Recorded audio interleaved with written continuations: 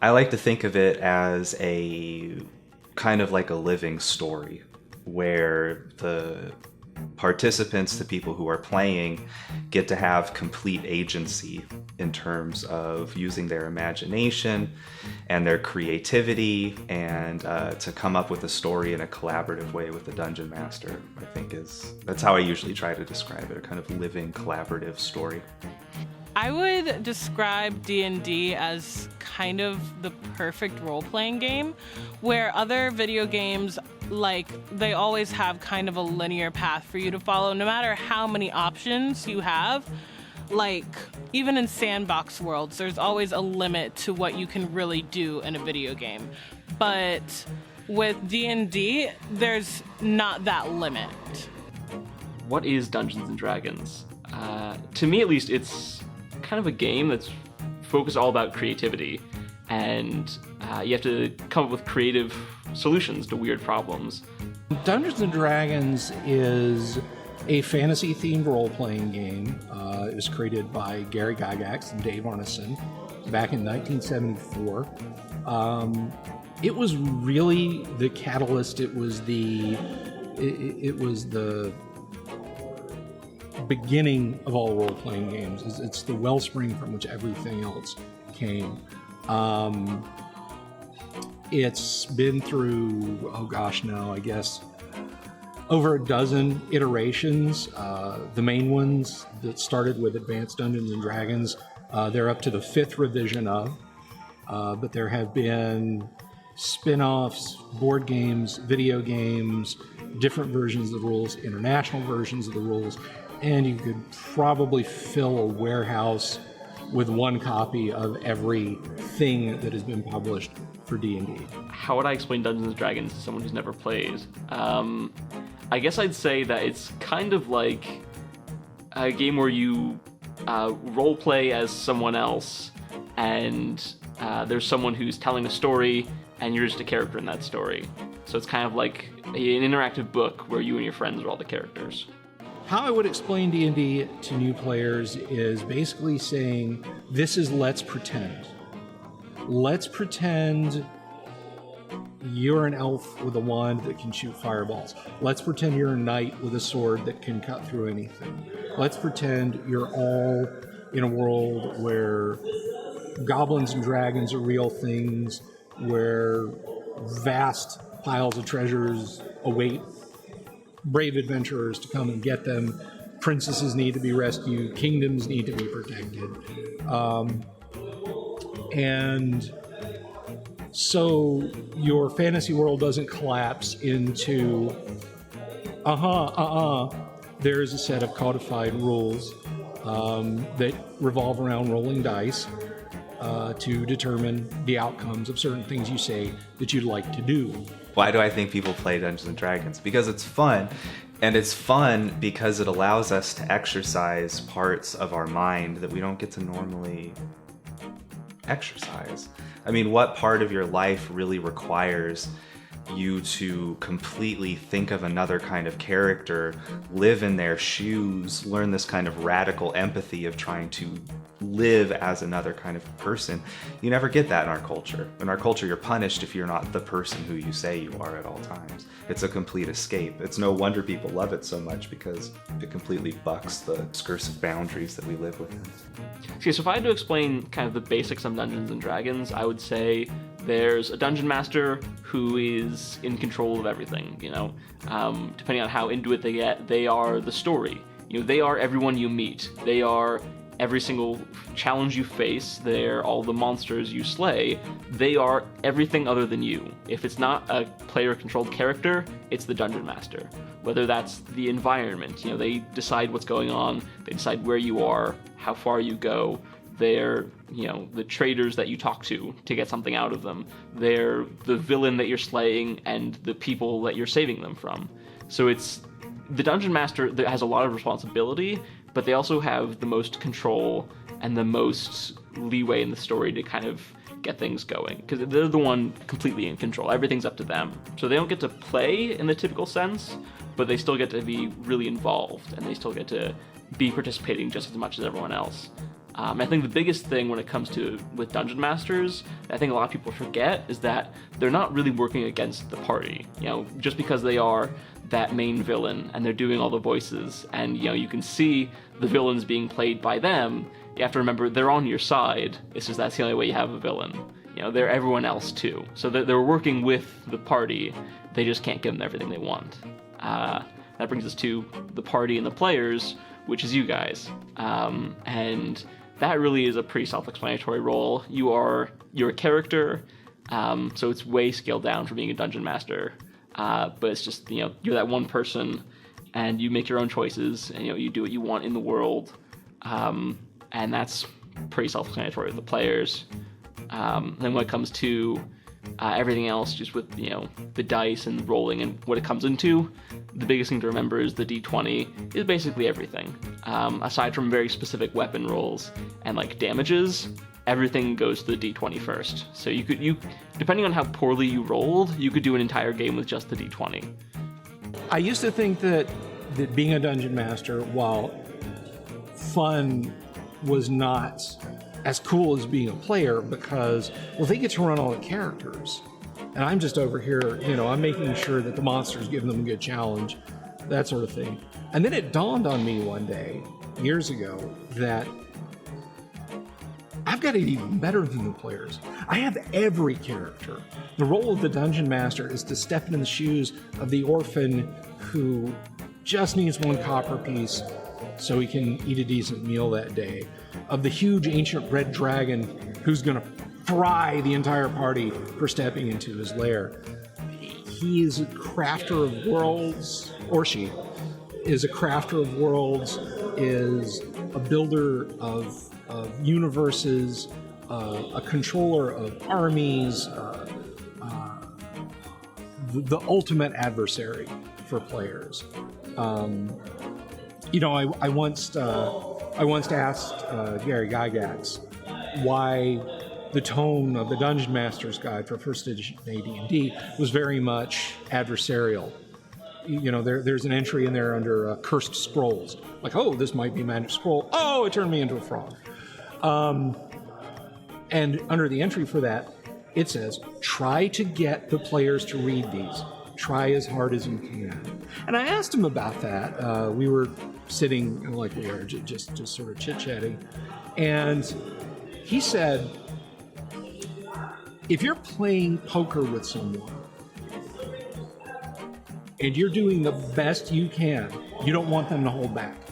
You want to say that when the hand is over, I played and I overcame somebody who was really pushing back hard. I mean, think about whatever your favorite football, basketball, whatever sports team is. If you go out and you watch a team play and the other team just says, oh, we can't beat you guys, and they sit down in the grass, or they're putting a half-hearted effort into it, where's the entertainment in that? So I guess that would be, my answer would be to be the ultimate adversary. Not to play harder than the players, but to play just hard enough. So my favorite Dungeons & Dragons adventure, because I've never actually played like a legit one, except for maybe Minds of Madness, which is a lot of fun. But I think my favorite one would be a campaign that I'm in right now, actually. My friend Alex Duggar is the Dungeon Master, and it's a story of his own making, and it's been a lot of fun. Do I have a memorable experience? I'm trying to think back to when I was a little kid, and I just remember that I was playing with my friend who was my age, but it was his dad and a bunch of like adults, like 30, 40, mid 40, late 40-year-olds playing. And I just remember annoying the living hell out of them with my character, my antics. I was just doing kid stuff all the time, you know what I mean? It just really annoyed them. Last time the only time I've been a dungeon master was when I ran it as a class, and that whole thing was memorable to me. I would say when it comes to published adventures, the Against the Giants series, written by Gary Gygax. Gary, TSR as a whole, were very against published adventure modules, as they're called, because their attitude was, why should you, the consumer, pay us to do your imagining for you? Draw your own dungeon maps, create your own adventures. but third-party companies were doing it, and I never turned down an opportunity to make a little bit of money, I guess. And there was a demand enough, so in between writing the first edition AD&D books, Gary took a break and wrote Against the Giants, which is a series of 7 adventures that start out with a pretty simple, there's a wooden fortress over there, the giants are never causing problems, go in and put a stop to it. That goes all the way to killing a god by the end of the series. It is an epic journey. When it comes to my favorite character, it's kind of a tie between all of them, because for me, at least, whenever I make a character, I try and go all in on the weirdness of it. So a lot of times I'll do like beast races. I've done an Aarakocra barbarian, which is like a giant bird thing. I've done a catfolk monk that was like super tiny and just hilarious. I do actually do quite a few monks. I did like a crocodilius monk, which kind of speaks for itself as to what it is. And I had like a 3 creed, which is like this like praying mantis kind of thing with 4 arms rogue, and he was just crazy. So for me, I think the answer to who my favorite character is whatever character I'm currently playing. What's more important in character creation in D&D, or really, I guess, any other role-playing game I would consider, since I've done those for longer? When I think it's important to think about the context and the people you're playing with, because that will inform a lot of choices you make about your character, or at least it does with me, where I think about the setting and what I want to do, and if there are characters like what I have in mind and what I can do to kind of like switch them up, and even if their similarities make them stand out a little bit more amongst the crowd, I guess. So I know in D&D, part of the fun is that you can create these completely ridiculous and silly joke characters, which I think is like part of the beauty, but in the wrong context and amongst the wrong people, it can be grating, where if you have like this really clever character, clever as in like you're doing a bunch of silly kind of tongue-in-cheek stuff with them amongst people who are playing the story straight, and all the character does is try to break what's happening, it's gonna overall like it's gonna ruin the experience. And like vice versa, if you have people who are being like really chill and trying to like kind of see what they can do within a story and see how outlandish and crazy it can get, if you have someone who's trying to play it completely straight and is not bucking, then it's just gonna kind of suck. You're gonna be a wet blanket and you're gonna have no friends. To me, the reason Dungeons & Dragons is better than other games is because of how creative you have to be. You know, I for example, I love playing like Skyrim or Fallout, you know, those kind of RPGs, and they're fun, but it's a lot of you know, these are your options. You can do one of these things in this world, and that's kind of what it is. Whereas with Dungeons & Dragons, it's anything. I mean, you can do anything you want. I think Dungeons & Dragons, part of the appeal, part of the thing that keeps driving it forward is when you consider the best book you've ever read, which for me is The Lord of the Rings, and a huge shocker, right? The best video game you've ever played. I mean, currently I'd have to say it's probably the Elder Scrolls games, you know, sandbox worlds, you go anywhere and do anything. They all fall critically short of saying, what if? Okay, what if when Frodo offered the ring to Galadriel, she took it? Well, we don't know. Professor Tolkien's not with us anymore, and he can't give us any insight into that. We can guess. What if in Skyrim you want to side with the dragon that's eating everyone's soul? You don't have those options, and those are incredible.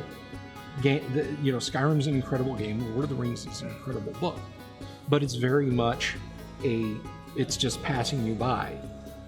As multi-dimensional as it is, as engrossing as those things are, they just pass you by. If I say, okay guys, we're gonna play a game, I'm setting it in the land of Skyrim, and you all say, we're going to side with the evil dragon. Okay? And here's a possible outcome. Playing against me as the dungeon master, there's no relative limit to my imagination. There's no decision tree that I can go through. I might have to say, okay, well, we're gonna wrap here and then think for a week on what you said you want to do, but you're never gonna hit a wall where, like, yeah, he just said that, so we're back to the dialogue tree. Or you're never gonna reach the end of a chapter and say, well, I guess I'll never know what happened if Galadriel took the ring. You are playing against or with, depending on your point of view, the most imaginative set of hardware and software in the universe. It's up here. So whether you're playing as a player, whether you're dungeon master in the game master if you're playing any of the role-playing game, you know, Star Wars. What if Luke had said, okay, MP, you've got it, I'll be your apprentice.